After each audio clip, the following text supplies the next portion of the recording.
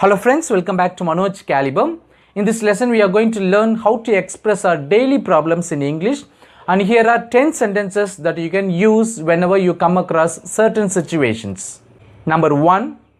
நம்ம வீட்டிலலாம் பார்த்தீங்கன்னா டோரில் ஹேண்டில் இருக்கும் அல்லது கபர்ட்லலாம் ஹேண்டில் இருக்கும். சப்போஸ் அந்த ஹேண்டில்லாம் பேத்துக்கிட்டு வந்துருச்சுன்னா, கையோட பேத்துக்கிட்டு வந்துருச்சுன்னா அது எப்படி இங்கிலீஷில் சொல்கிறது? The door handle has come off அப்படின்னு சொல்லலாம். The door handle has come off. அந்த ஹேண்டிலை திரும்ப நான் கதவுலேயே வச்சு ஸ்க்ரூ பண்ணுறேன் அப்படின்றது எப்படி இங்கிலீஷில் சொல்கிறது? I'll screw it back on. I'll screw it back on அப்படின்னு சொல்லலாம். நம்ம ஷர்ட்டில் உள்ள பட்டன்ஸ்லாம் வந்துருச்சு, ஓகே, கையோடு வந்துருச்சு அல்லது பிச்சுக்கிட்டு வந்துருச்சு அப்படின்றது எப்படி இங்கிலீஷில் சொல்கிறது? The shirt buttons have come off. The shirt buttons have come off. Number 2, என்னோட மொபைலில் சார்ஜ் தீர்ந்து போச்சு அப்படின்றது எப்படி இங்கிலீஷில் சொல்கிறது? My mobile has run out of charge அப்படின்னு சொல்லலாம். என்னோட லேப்டாப்பில் சார்ஜ் தீர்ந்து போச்சு, my laptop has run out of charge அப்படின்னு சொல்லலாம். அல்லது நம்ம கிளாக்குக்கெலாம் போடுற பேட்ரி வீக் ஆயிடுச்சு அல்லது தீர்ந்து போச்சு அப்படின்றது எப்படி சொல்லலாம்? The batteries have run out. The batteries have run out அப்படின்னு சொல்லலாம். நம்பர் 3, நம்மள்ட்ட இருக்கிற மஷின்ஸ் அல்லது வெஹிக்கிள்ஸ், இந்த கார், பைக்லாம் பார்த்தீங்கன்னா ஒன்று இயங்கிட்டே இருக்கும்போது திடீர்னு நின்று போயிடுது, ஏதோ ஒரு ப்ராப்ளத்தில் நின்று போயிடுதுன்னா பிரேக் டவுன் அப்படின்ற ஒரு எக்ஸ்பிரஷன் நம்ம பயன்படுத்தலாம். For example, the washing machine broke down the other day, I will have to wash it by hand அப்படின்னா வாஷிங் மிஷின் பிரேக் டவுன் ஆயிடுச்சு, ஓகே, நின்று போச்சு, ஓடிட்டே இருந்த வாஷிங் மிஷின் நின்று போச்சு, இப்போ நான் கையால் தான் துவைக்கணும் அப்படின்னு அர்த்தம். ஸோ டிவி ஓடிட்டே இருக்குது, திடீர்னு ஏதோ ஒரு பிரச்சனையால் நின்று போச்சு அப்படின்னா the TV set broke down அப்படின்னு சொல்லலாம். காரில் போயிட்டே இருக்கிறோம், ஸோ போயிட்டு இருக்கிற கார் திடீர்னு ஏதோ ஒரு பிரச்சனையில் நின்று போச்சு, த கார் ப்ரோக் டவுன் அப்படின்னு சொல்லலாம். நம்பர் 4, சில சமயங்கள்லாம் பார்த்தீங்கன்னா நம்ம வீட்டிலேருந்து வெளியில் வரும்போது பார்த்தீங்கன்னா சாவியை வீட்டுக்குள்ளேயே வச்சுட்டு வெளியில் பூட்டிடுவோம். So the key is inside, you are outside. So அது போல் டோர்லாம் இருக்கு இல்லையா?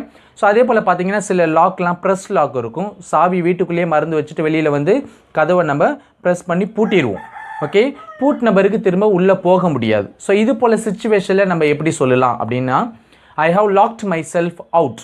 ஐ have locked myself out. So in this situation you are outside, the key is inside. Suppose நீங்கள் சாவியை வெளியிலே வச்சுட்டு வீட்டுக்குள்ளே போய் பூட்டிட்டீங்க, ஓகே, சாவியை டோர்லேயே வச்சுட்டு வீட்டில் போய் பூட்டிட்டீங்க அப்படின்னா திரும்ப நீங்கள் வெளியில் வர முடியாது, ஏன்னா சாவி வெளியில் இருக்குது, okay, the key is outside, you are inside.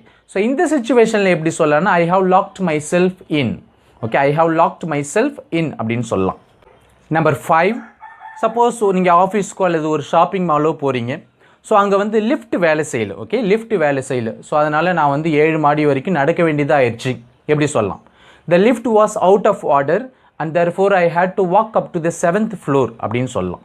Suppose telephone வேலை செய்யலை, the telephone is out of order அப்படின்னு சொல்லலாம். அல்லது எலிவேட்டர் வேலை செய்யலை, the elevator is out of order அப்படின்னு சொல்லலாம். நம்பர் 6, நம்ம தண்ணி குடிக்கிற கிளாஸ் பயன்படுத்துவோம் அல்லது பீங்கான் கப்ஸ் அல்லது பீங்கான் தட்டுலாம் பயன்படுத்துவோம். அதில் பார்த்தீங்கன்னா விளிம்பில் ஒரு சின்ன பகுதி மட்டும் உடஞ்சிருக்கும், ஒரு சின்ன பகுதி மட்டும் உடஞ்சிருக்கும். சப்போஸ் இந்த கப்பில் ஒரு சின்ன பகுதி உடஞ்சிருக்கு, அது எப்படி சொல்கிறது? த கப் ஹேஸ் சிப்ட் அப்படின்னு சொல்லலாம். சப்போஸ் டின்னர் பிளேட்டில் ஒரு சின்ன பகுதி விளிம்பு வந்து உடஞ்சிருக்கு, the dinner plate has chipped அப்படின்னு சொல்லலாம். கிளாஸ் உடஞ்சிருக்கு ஒரு சின்ன பகுதி விளிம்பில், த கிளாஸ் ஹேஸ் சிப்ட் அப்படின்லாம் சொல்லலாம். ஏதோ ஒரு பொருளில் அந்த விளிம்பில் அல்லது மேற்பரப்பில் பார்த்திங்கன்னா ஒரு சின்ன பகுதி மட்டும் உடையிறதுக்கு நம்ம சிப் அப்படின்ற வேர்பு பயன்படுத்தலாம். நம்பர் 7, அவள் தன்னுடைய ட்ரெஸ்ஸில் காஃபியை ஊற்றிக்கிட்டா அல்லது காஃபியை சிந்திட்டா, கரை பிடிக்காதுன்னு நினைக்கிறேன், ஸோ அப்படின்றது எப்படி இங்கிலீஷில் சொல்கிறது? She has spilt some coffee on her dress, I hope it doesn't strain அப்படின்னு சொல்லலாம். இங்கே ஸ்பில் அப்படின்றது சிந்துறது அல்லது கொட்டுதல் அப்படின்னு அர்த்தம், ஸ்டெயின் அப்படின்னா கரை பிடிக்கிறது அப்படின்னு அர்த்தம்.